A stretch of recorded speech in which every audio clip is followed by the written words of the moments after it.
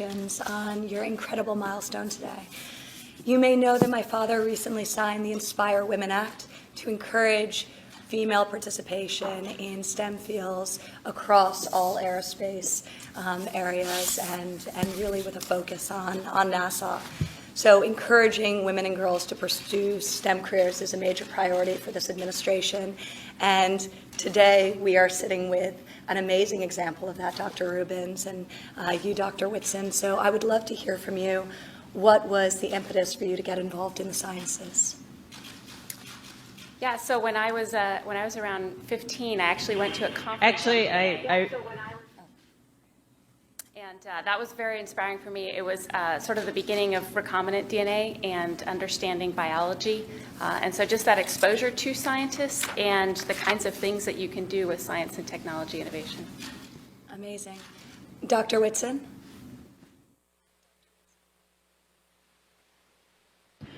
For me, it was actually the Apollo program was my inspiration. And that was when it became a dream to become an astronaut. But I don't really think it became a goal until I graduated from high school when the first female astronauts were selected. And seeing those role models and with the encouragement of my parents and various mentors in college and graduate school and when I started working at Rice, that's what made it possible, I think, to become an astronaut. And it took me a lot longer to become an astronaut than I ever really wanted it to take. But I do think I'm better at my job because of the journey.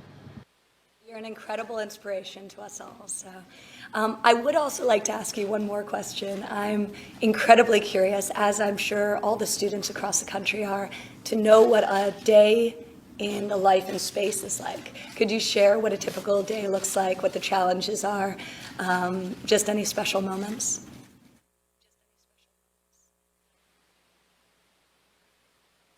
Well, a typical day, we wake up and look at the messages from the ground because we have a huge ground team that's working overnight to prepare, changes or the details of the tasks that we're going to be performing over the course of the day. So first thing I do is check out that, see what's changed.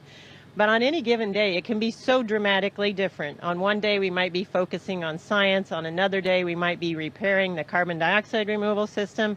On another day, soon, Jack and I are going to do a spacewalk.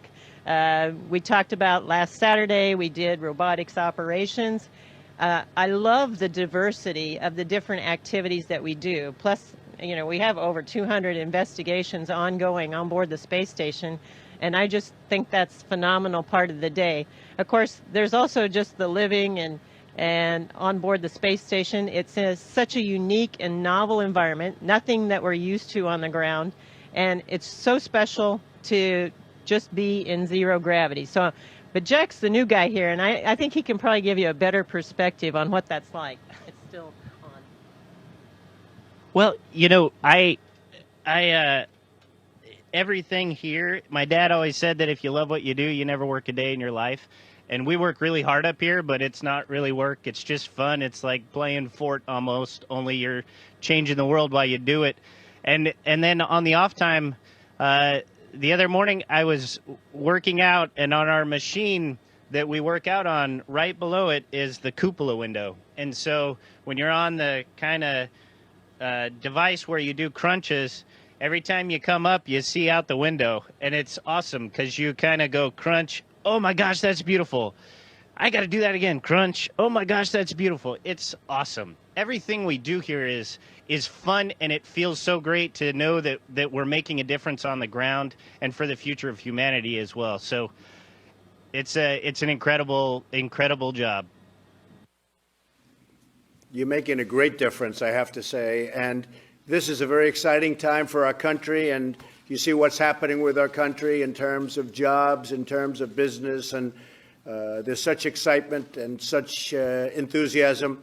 Many American entrepreneurs are racing into space. I have many friends that are so excited about space, they want to get involved in space from the standpoint of entrepreneurship and business. Tell us about the opportunities that could exist for the next generation of scientists and engineers. Is that something that you think a student, because you have so many students, hundreds of thousands watching, is that something that you think that students should be focusing, or should they be thinking about other subjects? What do you think are the opportunities for young students wanting to be involved in space?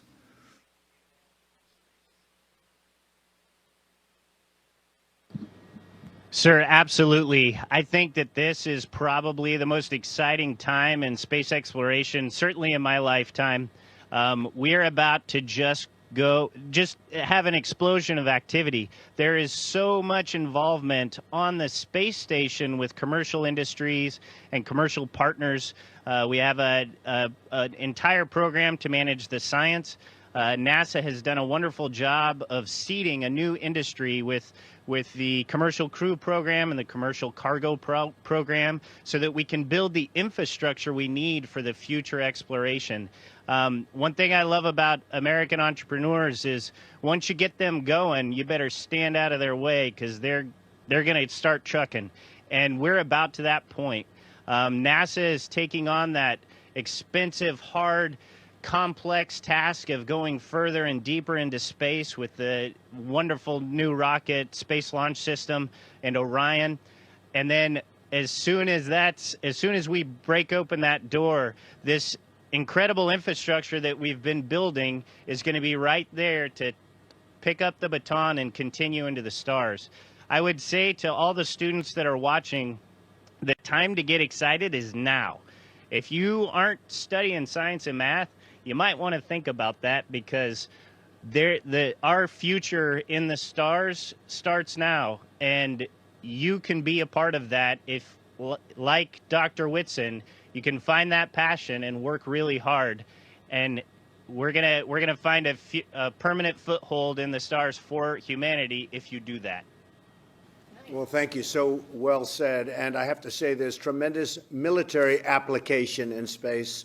We're rebuilding our military like never before.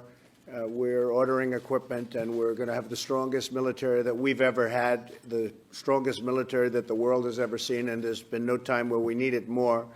And I'm sure that every student watching wants to know what is next for Americans in space. I'm very proud that I just signed a bill committing NASA to the aim of sending American astronauts to Mars. So we'll do that. I think we'll do it a lot sooner than we're even thinking. So which one of you is ready to go to Mars? Are you ready? And I think you're ready. I know you're ready, right? We just discussed that. She'd like to go to Mars very quickly. Who's ready to go to Mars up there? We are absolutely ready to go to Mars. It's going to be a fantastic journey getting there and very exciting times. And all of us would be happy to go. But I want all the young people out there to recognize that the real steps are going to be taken in a few years. And so by studying math, science, engineering, any kind of technology, you're going to have a part in that. And that'll be very exciting. I just want to thank you very much. And Dr. Whitson, congratulations. Amazing. What an amazing thing that you've done.